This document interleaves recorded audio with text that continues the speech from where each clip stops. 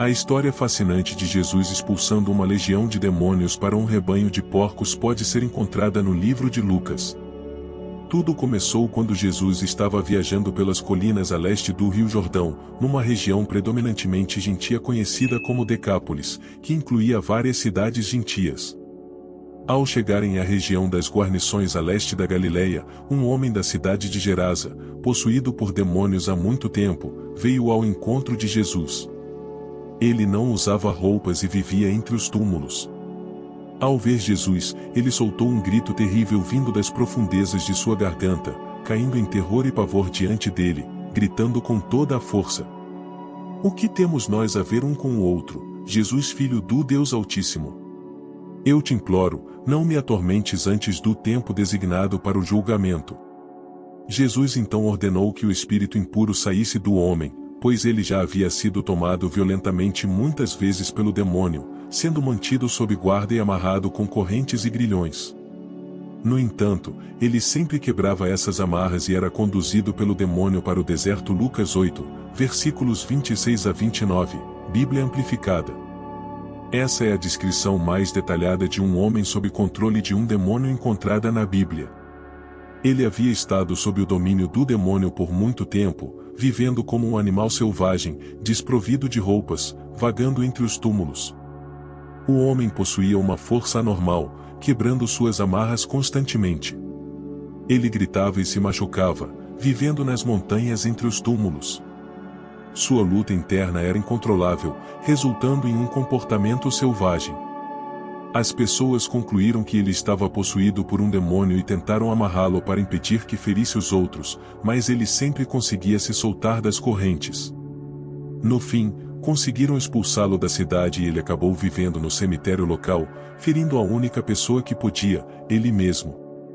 A Bíblia descreve sua condução pelos demônios de forma análoga a um cavalo guiado por seu cavaleiro ou um navio remado por sua tripulação. Também lemos que um certo homem veio ao encontro dele, sugerindo que Jesus não buscou diretamente esse homem, mas que o homem foi atraído a Jesus. O homem não podia se libertar por si só, mas Jesus tinha autoridade completa sobre o espírito. "O que tenho eu contigo? Eu te imploro, não me atormentes", disse o espírito demoníaco que habitava o homem possuído, não o próprio homem. O demônio não queria deixar o corpo que habitava. A possessão demoníaca ocorre quando um espírito demoníaco reside em um corpo humano e por vezes manifesta sua própria personalidade através da personalidade do hospedeiro. Embora a possessão demoníaca seja uma realidade no mundo atual, devemos ser cautelosos para não ignorar o problema nem dar excessiva ênfase a uma suposta atividade demoníaca. Não nos é dito como alguém se torna possuído por um demônio. Superstições, jogos ocultos supostamente inofensivos, práticas de espiritismo, engano da nova era, magia e outras práticas abrem a porta para a enganação do crente e perigo demoníaco. Não se esqueça de deixar o seu like, se inscrevam no canal. As pessoas frequentemente se envolvem no ocultismo ou em coisas demoníacas porque há algo lá que aparenta funcionar. Infelizmente, há alguém atuando ali. Um espírito demoníaco. Demônios querem habitar corpos por uma razão semelhante à de um vândalo que quer uma lata de spray. Um corpo é uma arma que pode ser usada em seu ataque contra Deus. Demônios também atacam seres humanos porque desprezam a imagem de Deus e assim tentam distorcer e deturpar essa imagem. Os demônios têm o mesmo objetivo em relação aos cristãos: denegrir a imagem de Deus.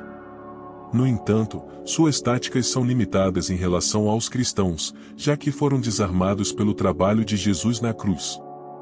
Embora possam enganar e limitar os cristãos, prendendo-os com medo e incredulidade, Colossenses 2, versículo 15, Bíblia Amplificada, quando ele despojou os principados e potestades, forças sobrenaturais do mal que operam contra nós, fez deles um exemplo público, exibindo-os como cativos em seu desfile triunfal, tendo triunfado sobre eles por meio da cruz. Eles têm novamente. "Eu te imploro, não me atormentes", uma observação irônica considerando que o homem estava frequentemente e implacavelmente atormentado pelos demônios, dominado em corpo, mente e alma. Ele temia que Jesus também o atormentasse. Lucas 8, versículo 30 a 33, Bíblia Amplificada. Jesus então lhe perguntou: "Qual é o teu nome?" E ele respondeu: "Legião", pois muitos demônios haviam entrado nele. Suplicavam continuamente para não serem mandados ao abismo. Próximo dali, um grande rebanho de porcos passava na montanha. O demônio suplicou a Jesus que os deixasse entrar nos porcos, e ele concedeu permissão. Assim, os demônios saíram do homem e entraram nos porcos. A manada se precipitou ladeira abaixo e caiu no lago, onde se afogou. Isso demonstrou o poder destrutivo dos espíritos, assim como seu comandante. Isso mostrou que a verdadeira intenção desses demônios era destruir o homem, assim como destruíram os porcos.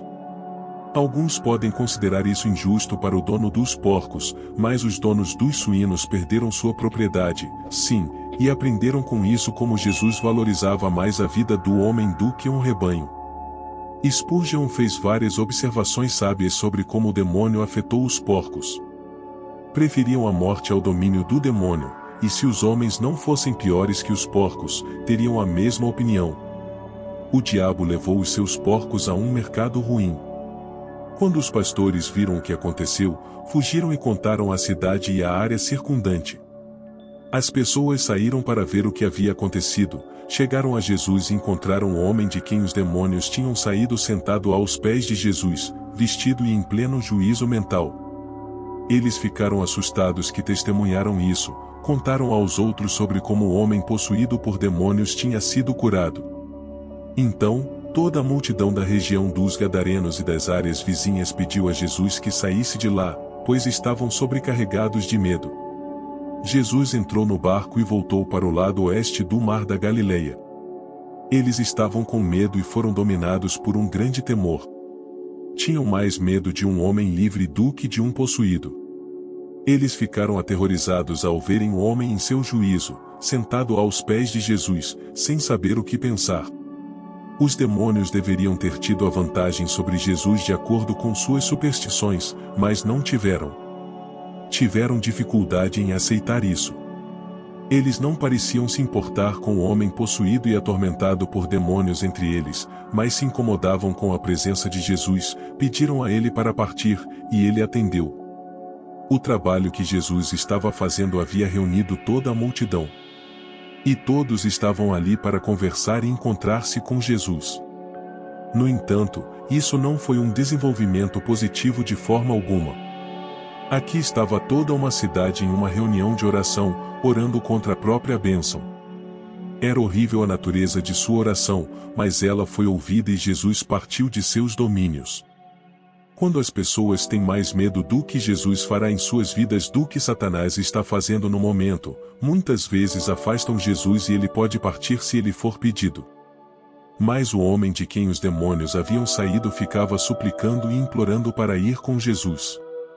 No entanto, Jesus o enviou embora dizendo: "Volte para casa e conte todas as coisas maravilhosas que Deus fez por você." Então, o homem partiu e proclamou por toda a cidade as grandes coisas que Jesus havia feito por ele. O homem de quem os demônios haviam partido passou a ser conhecido por um nome maravilhoso. Talvez pelo resto de sua vida ele fosse lembrado por um nome que evocava o grande trabalho que Jesus havia feito por ele. Inicialmente, esse homem possuído por demônios sentou-se aos pés de Jesus, mas depois ele só queria estar com Jesus, seguindo como um discípulo. As pessoas saíram para ver o que havia acontecido, vieram ver Jesus e encontraram o homem de quem os demônios haviam saído sentado aos pés de Jesus, vestido e em pleno juízo mental. Eles ficaram assustados. O desejo deste homem por Jesus é uma ilustração da mudança que ocorreu em seu coração. Antes, ele só estava interessado no que Jesus poderia fazer por ele, mas depois do encontro com Deus, ele queria o próprio Jesus. No entanto, Jesus o repreendeu e disse para ele ir embora.